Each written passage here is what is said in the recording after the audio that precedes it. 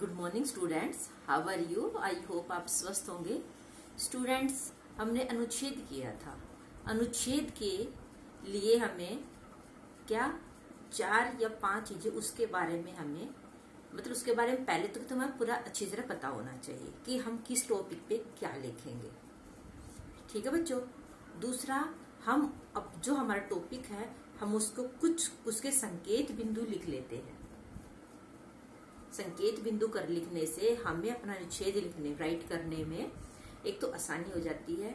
फिर हम एक उसको सीरियल वाइज होते हैं, यानी कि पहले ये आएगा, दूसरे नंबर पे आएगा, तीसरे नंबर पे आएगा, फोर्थ नंबर पे आएगा, तो ऐसे लिखने में आसानी हो जाती है और हम उसमें अपनी सारी बात कवर कर लेते हैं। यानी कि अपनी जो बात लिखनी है हम वो सारी बात उसके अपने लिख देते हैं।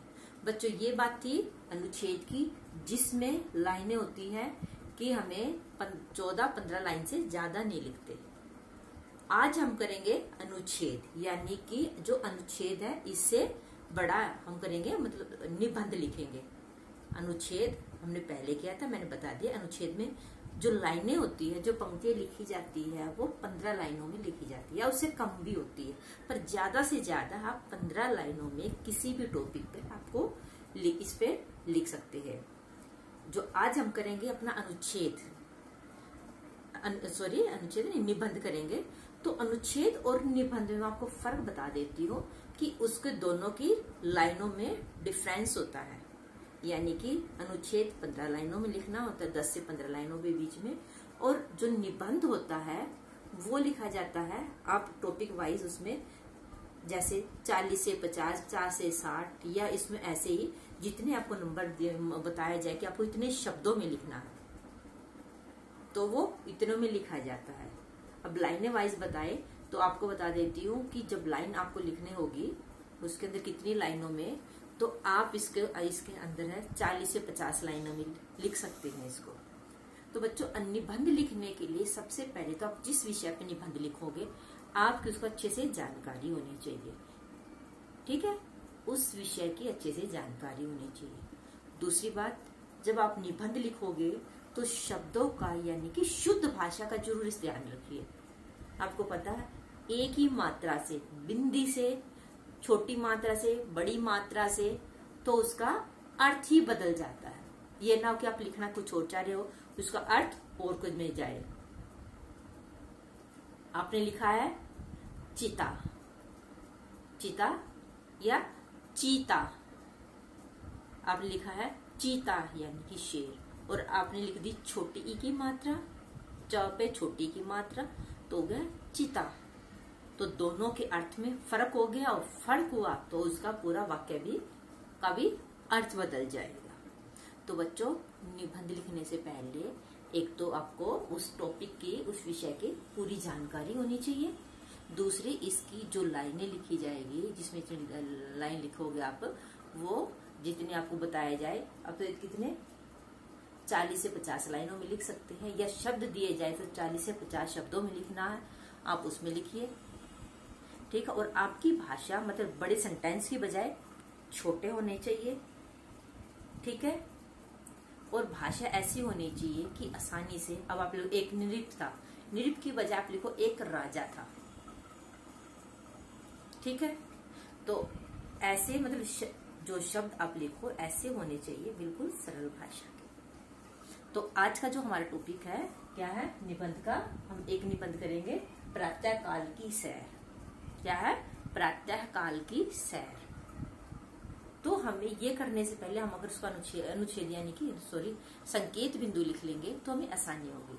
प्रातः काल की सैर, प्रातः के सुबह के समय ही होती है, स्वास्थ्य के लिए लाभदायक होती है, और एक ये सबसे सरल व्यायाम है। ठीक है बच्चों, जब ये करने से हमारा स्वास्थ्य अच्छा होता है और हमें ताजी हवा मिलती है ना ताजी हवा। और जब सुबह जल्दी उठेंगे, यानी कि प्रातःकाल की सैर करने से, तो क्या हमारा सारा दिन अच्छा भी जाता है। तो जब आप 3-4 चीजें ऐसे लिख लोगे पॉइंटों के साथ, तो आप अपना पूरा का पूरा निबंध आप लिख सकते हैं। तो आज आप पेन पेंसिल के साथ साफ साफ बोल कर प्रातःकाल का निबंध लिखिए। ठीक है बच्चों, और मात्राओं का ध्यान रखना, शुद्ध लिखोगे शुद्ध पढ़ोगे तो शुद्ध लिखोगे। ठीक है बच्चों। और आपकी मात्राओं का मैं आपको मात्राएं पहले हिंदी व्याकरण में समझा चुकी हूँ, तो आप मात्राओं का स्पेशल ध्यान रखते हुए अपना करेंगे आज प्रत्ययकाल का निबंध। तो बच्चों हमारा आज का निबंध है प्रत्ययकाल की सैर। आप साफ साफ लिखना शुरू करो, पहले शुद्ध बोलिए आप। प्रातः काल की सैर का विशेष आनंद है, यानी कि जब सुबह उठते तो अच्छा लगता है ना। सुबह जब आप सुबह सुबह सैर के लिए निकलते हो तो अच्छा लगता है, सूरज निकलने वाला होता है और क्या है, हल्के हल्के आसमान में लाली छाई रहती है, अच्छा लगता है उस टाइम, और ठंडी ठंडी हवा चलती है। ठीक है, प्रातः काल की सैर का विशेष आनंद है। सैर करना एक अच्छा व्यायाम है। सैर करना एक अच्छा व्यायाम है। प्रातः काल से अच्छा समय सैर करने के लिए और कोई नहीं, यानी कि जो सैर होती है वो सुबह करना सबसे अच्छा होता है। दोपहर में करोगे तेज धूप होती है, शाम को पूरा दिन का शरीर थके हुए होते हैं, तो शाम की सैर करना चाहिए, लेकिन इतना अच्छा नहीं होता जितनी सुबह के लिए अच्छा होता है। स्वस्थ रहने का यह एक सरल उपाय है। क्या सरल उपाय है? बच्चे, बूढ़े, अमीर, गरीब सब यह व्यायाम कर सकते, इसलिए गांधी जी ने इसे व्यायामों का राजा कहा है। व्यायामों का राजा कौन है? प्रातःकाल की सैर। प्रातःकाल की सैर व्यायाम सबसे अच्छा व्यायाम है और इसे सब कर सकते हैं। ठीक है बच्चों, अब आगे है प्रातःकाल का शांत और सुंदर वातावरण मन को प्रसन्नता से भर देता है, यानी खुशी से भर देता है। प्रसन्नता, खुशी से या आनंद से भर देता है। सैर यदि किसी बाग, बगीचे, नदी किनारे, पहाड़ी स्थल पर किए जाए तो प्रकृति की मनोहारी दृश्य बस ही आपके हमारे मन को, यानी कि जब हम कहीं पर ऐसे नदी के किनारे या फिर पहाड़ों के आसपास ऐसे सैर करें तो ज्यादा ही अच्छा लगता है, अपनी ओर खींच लेते हैं। यदि मन प्रसन्न हो तो सारा दिन हम काम करने से थकते नहीं। आपको पता है बच्चों, जब हमारा मन खुश नहीं होता तो हमारा कोई भी काम करने का मन नहीं करता ना। और जब मन खुश होता है तो खुशी खुशी में हम मुश्किल काम भी जल्दी कर लेते हैं। तो ऐसे ये कब होता है? जब हम व्यायाम करेंगे प्रातःकाल की सैर करने से। यदि मन प्रसन्न है तो सारा दिन हम काम करने से थकते नहीं। प्रातःकाल की सैर हमारे अंदर नई ताजगी और स्फूर्ति, यानी कि ताजगी और स्फूर्ति होते, एनर्जी के साथ, सुस्त नहीं होते, एक्टिव हो जाते हैं। स्फूर्ति होती है कि बच्चे सुस्त ना रहे, एक्टिव रहे, चुस्त रहे। सुस्त होते ना बच्चे, बैठे रहे, काम करने का मन ना करे, बस बैठे बैठे रहे। और चुस्त होता है बच्चे खेले भी, कूदे भी, पढ़ाई भी करे। जो बच्चा सारे काम करे उसको तो वो बोलते हैं कि हाँ ये बच्चा बड़ा चुस्त है। तो ताजगी और स्फूर्ति पैदा कर देती है। सुबह सुबह की मंद शीतल स्वच्छ, सुबह सुबह की मंद, आप देखना जो सुबह सुबह की जो हवा चलती है बिल्कुल धीरे धीरे चलती है। सुबह की जो ताजी हवा होती है, क्योंकि सुबह के समय, रात के समय इतना वो ट्रैफिक वगैरह, तो वो तो दिन में उसकी जो हवा होती है ना, जो वायु होती है, जो हवा होती है, वो क्या है, प्रदूषित हो जाती है। लेकिन जो सुबह सुबह के समय जो वायु होती है वो स्वच्छ होती है और धीरे धीरे चलती है। सुबह सुबह की जो हवा चलती है वो बिल्कुल ठंडी होती है और धीरे धीरे चलने वाली होती है। हमारे दिलो दिमाग को तरोताजा कर देती है। आप उठे हो कभी सुबह सुबह? करते हो सुबह सुबह की सैर, प्रातःकाल की सैर? हाँ, करनी चाहिए बच्चों। और फिर देखो जो बच्चे देर से उठते, फिर कैसा लगता हो, कितनी देर से उठते, और हमने सुबह सुबह जो चिड़ियों की चहचहाट होती है कितनी अच्छी लगती है, जो ठंडी ठंडी हवाएं लगती है वो कितनी अच्छी लगती है, ताजी हवा होती है। तो सुबह प्रातःकाल की सैर जरूर करना चाहिए। प्रातःकाल की समय हमें पूरे दिन के कार्य के लिए ऊर्जा प्रदान करती है। जो व्यक्ति प्रातः देर तक सोते हैं, जो बच्चे देर तक सोते हैं, वे इस सुख से वंचित हो जाते, तो उन्हें प्राकृतिक का ये जो सुबह सुबह का जो नजारा होता है वो देखने के लिए नहीं मिलते। सुबह सुबह धूप निकलती है तो क्या है, फूल भी खिल जाते हैं और तितलियां उन पर आती है, पक्षी आते हैं, वो मंडराते हैं। सुबह सुबह के ऐसे फूल खिले रहते, सुबह सुबह फूल खिले रहते हैं। अच्छा लगता है ना बाग बगीचे में जाके।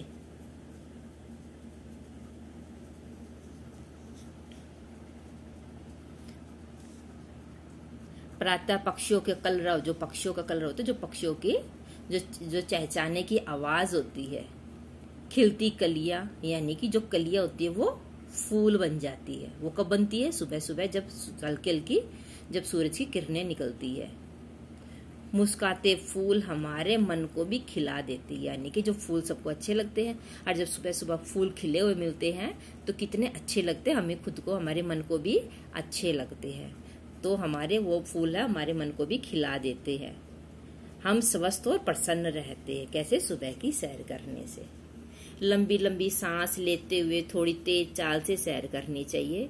इससे शरीर के प्रत्येक अंग का व्यायाम हो जाता है। ठीक है, तो आप दौड़ने की बजाय आप सुबह सुबह तेज चाल से चले। इससे हमारे हाथ पैर सब जगह की एक्सरसाइज हो जाती है।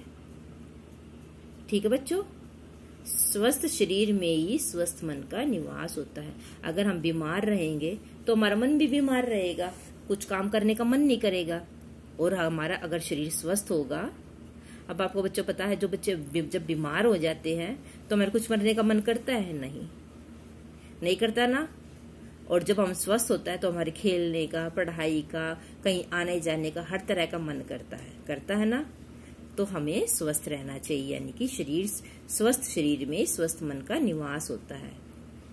जो मन है वो भी हमारे शरीर के अंदर ही है, और मन से ही सारे काम होते हैं।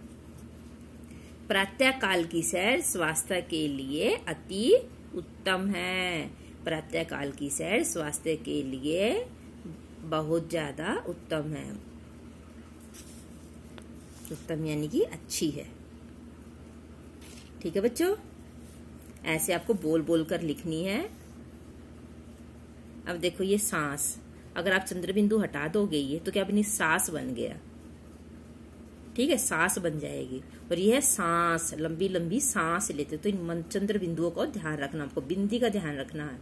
अगर लंबी, लंबी, लंबी लंबी, और अगर अंग की बिंदी हटा दो, क्या लबी लबी, लबी लबी हो जाएगा ना।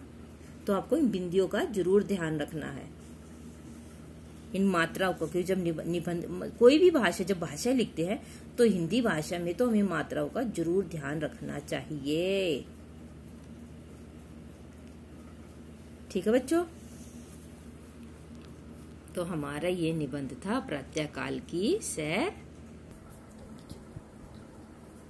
तो बच्चों, आज हमने प्रातः काल की सैर का निबंध किया है। अगर आप पिक्चर बना रहे हो तो बहुत अच्छा है, क्योंकि उससे आपको, जो आपके दिमाग में जो पिक्चर होती है किसकी, पार्क की या कहीं की, मॉर्निंग वॉक करते हैं, सुबह की सैर करते हो, तो वहां के पेड़ पौधे, फूल, पक्षी वगैरह, पक्षियों की चहचहाने की आवाज, सूरज निकलता हुआ है, तो एक ऐसे ही आप अगर वो बना लेते हो, या पिक्चर बना लेते हो, तो ज्यादा अच्छा होता है।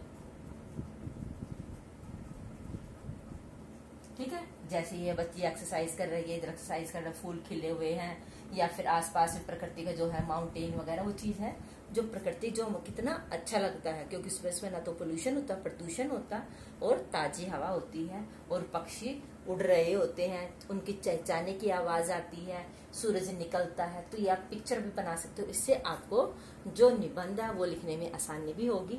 तो बच्चों, निबंध आपका ऐसा होना चाहिए कि पहले ये बात, फिर उसके बाद दूसरी बात, तीसरी बात, और फिर चौथी बात। मतलब आप ऐसे लिखते हो, फिर लास्ट में आप उसको खत्म करें कि यह हमारे स्वास्थ्य के लिए बहुत महत्वपूर्ण है। अपना ध्यान रखिए बच्चों, और इसको आप भी कोशिश करना कि सुबह प्रातः काल की सैर आप जरूर करें। क्योंकि बच्चों पता क्या है, ये चीजें आप सिर्फ लिखने नहीं, आप कोशिश करो कि कुछ चीजें जो आप सीखते हो, तो आप उसको अपने जीवन में भी उतारो। अब प्रातःकाल की सैर है, पता है स्वास्थ्य हमें पता कर लिया है, जैसे हमें पता है कि इसके क्या क्या लाभ है, कितना अच्छा होता है, कितने स्वास्थ्य के लिए होता है। और सबसे बड़ी बात है कि इसके अंदर आपको कोई भी दूसरी चीजें की सहारा ले, क्योंकि इसको तो अमीर गरीब बच्चा बूढ़ा जवान सभी कर सकते हैं। ठीक है बच्चों, तो अपना ध्यान रखिए। Thank you and have a nice day.